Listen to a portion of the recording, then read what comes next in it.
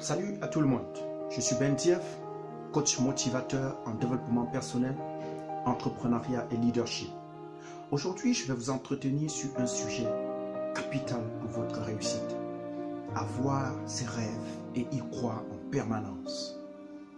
Chacun de nous dans ce monde poursuit le succès. Il n'y a pas une seule personne qui souhaite échouer. Tout le monde poursuit le succès. Mais si vous posez la question à beaucoup d'entre nous de savoir qu'est-ce que vous attendez de cette vie, quels sont vos rêves, qu'est-ce que vous voulez devenir, eh bien beaucoup vous diront la marque de voiture qu'ils aimeraient posséder, le type de maison dans laquelle ils aimeraient vivre, et d'autres encore vous décriront comment serait le monde si c'est eux qui le dirigeaient. Ça, ce sont des hallucinations et non des rêves. Le rêve d'un individu, c'est son portrait futur qui énergise ses émotions et son esprit et le convainc en permanence de tout faire pour transformer cela en réalité. Très souvent, le problème n'est pas d'avoir des rêves, mais d'y croire. Beaucoup d'entre nous ont des rêves sublimes le soir, mais le matin, dès qu'ils se lèvent, ils permettent aux circonstances de la vie de leur arracher leurs rêves. Quand ils rencontrent la moindre difficulté, ils se laissent persuader qu'ils sont maudits, ils ne peuvent pas réussir, ça ne sert à rien de rêver. Laissez-moi vous dire ceci. Martin Luther King, lorsqu'il rêve de libérer le peuple noir de l'esclavage aux États-Unis, rappelle à ses fidèles que c'est seulement quand le ciel est suffisamment obscur que l'on peut apercevoir les étoiles. Cela veut dire que si vous attendez que le jour se lève, que tout soit clair, afin que vous puissiez briller, vous attendrez pour l'éternité. Martin Luther King n'était d'ailleurs pas le premier à penser ainsi. Longtemps avant lui, disait Napoléon Hill que tout moment de crise emmène avec lui un grain équivalent d'opportunité. Mais seulement tout le monde ne peut pas saisir cette opportunité. Seuls ceux qui la désirent effectivement pourront la saisir. Parce qu'il faut faire la différence entre espérer ou souhaiter une chose et désirer effectivement cette chose. Ceux qui la désirent ardemment l'obtiennent, mais ceux qui l'espèrent ou ceux qui souhaitent une chose, parfois, par coup de chance, peuvent l'obtenir. Avoir ses rêves et y croire réellement, constamment, est capital pour votre réussite. Laissez-moi vous illustrer cela par l'histoire de Thomas Edison et de Edwin Barnes. Edwin Barnes était un jeune gavroche américain qui avait peu d'éducation, qui n'avait presque pas d'amis, qui n'avait que quelques vêtements.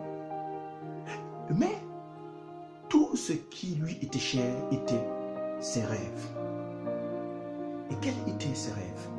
Devenir l'associé du plus grand inventeur au monde à l'époque. Il ne vivait que de ses rêves. Il y croyait. Il était motivé et persuadé qu'il accomplirait ses rêves. Et il prit donc la résolution, un beau matin, d'aller rencontrer le grand inventeur et de lui faire part de ses rêves. Et avant d'y aller, Edwin Barnes ne s'est jamais dit « je m'en vais rencontrer l'inventeur pour travailler pour lui ». Non. Il partait rencontrer l'inventeur pour travailler avec lui, c'est-à-dire devenir son associé. Il ne s'est non plus dit « je m'en vais obtenir un emploi chez l'inventeur et après, si je ne suis pas bien rémunéré, si le climat social n'est pas bon, alors je démissionne et je m'en vais avec l'expérience acquise trouver un autre emploi ailleurs ». Barnes s'était dit « je n'ai pas de plan A ni de plan B, j'ai le plan de ma vie, j'ai mes rêves et je m'en vais les accomplir. Je m'en vais devenir l'associé du plus grand inventeur au monde ». dès qu'il arrive chez Thomas Edison, il rencontre avec ses collaborateurs. Il lui fait part d'une manière courtoise de ses rêves, de son envie de devenir son associé. Les collaborateurs de Thomas Edison ont failli mourir de rire. Ils trouvaient le jeune garçon mal habillé avec des chaussures rongées comme un malade mental.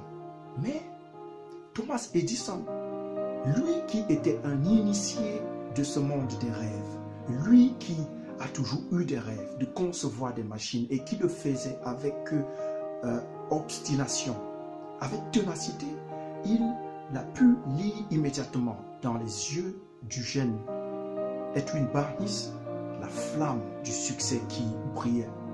Il lui propose donc de devenir garçon de ménage dans son entreprise. Edwin Barnies l'accepte. Il savait que cette offre était le chemin qui allait le conduire vers ses rêves. Chaque jour que Barnies passait dans cette entreprise, il l'apprenait. Il savait que son moment viendrait et il devait tout faire pour être prêt lorsque son moment arrive. Grâce à sa sympathie, à sa modestie, il apprenait constamment dans tous les départements pendant ses heures libres. Il posait des questions, il était curieux. Il apprenait dans le département technique, dans le département financier, dans le département des ressources humaines, dans le département du marketing. Dans sa tête, Edwin savait qu'il était l'associé de son employeur. Mais pour les collaborateurs de l'employeur, Edwin n'était que le balayeur de l'entreprise. Un jour, l'opportunité de Edwin Barnies arrive. Thomas Edison, qui, durant de longues années, a fait de longues recherches sur une machine, parvient finalement à le mettre sur pied, le dictaphone.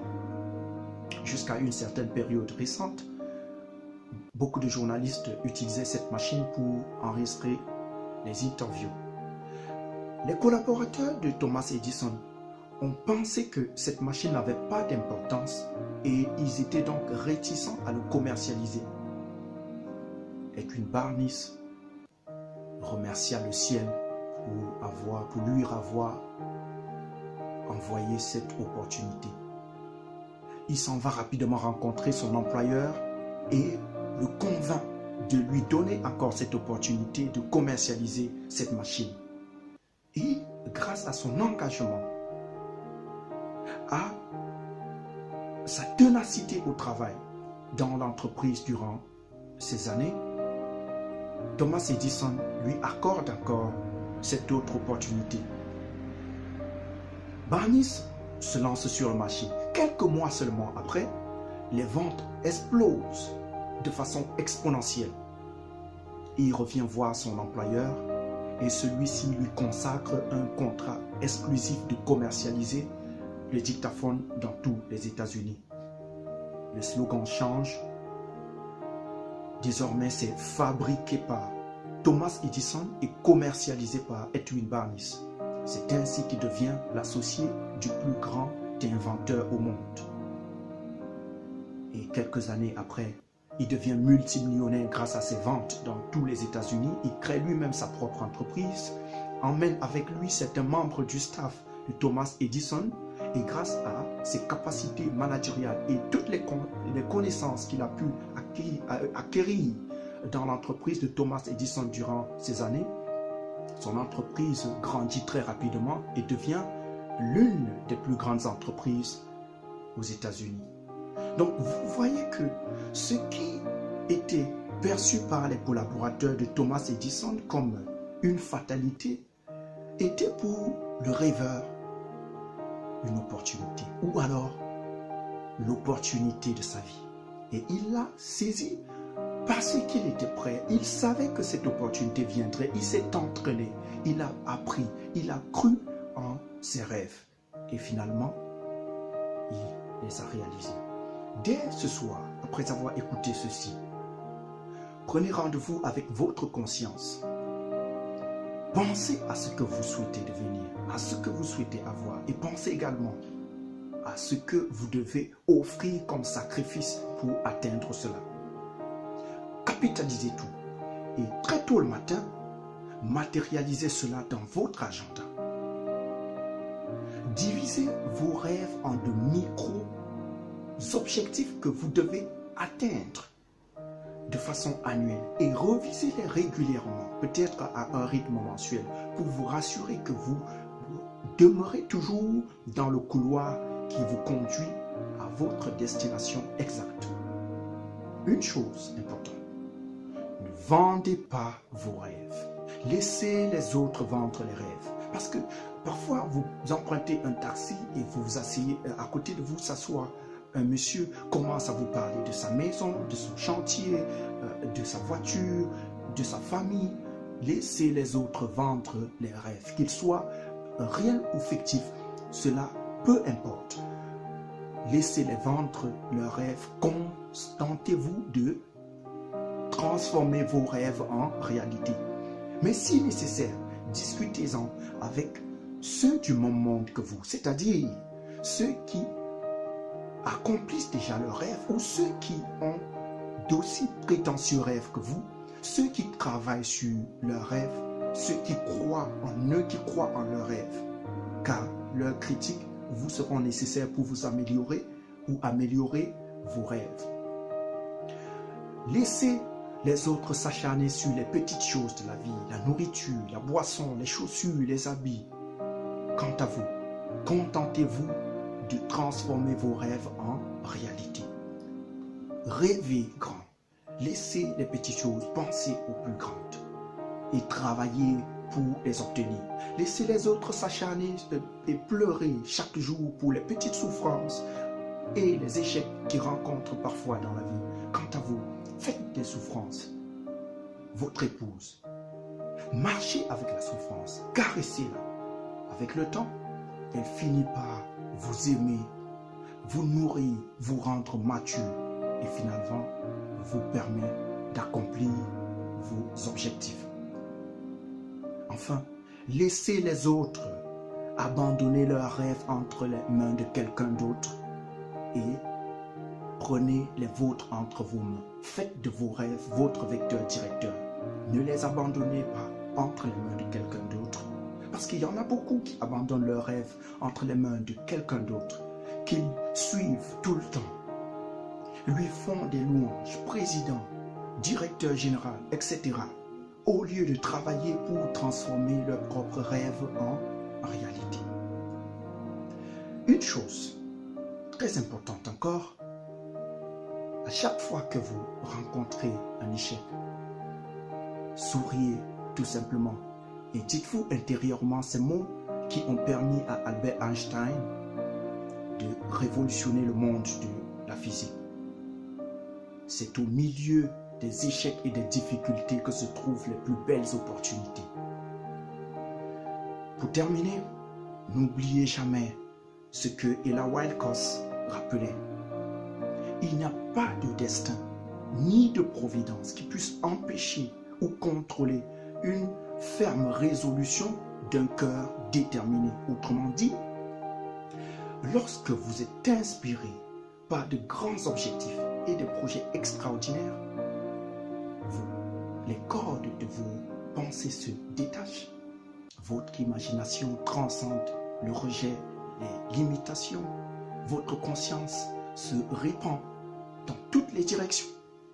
Et vous entrez ainsi progressivement dans un nouveau monde grand, merveilleux, où toutes vos facultés, toutes vos forces, tous vos talents se réveillent, prennent corps et font de vous une légende.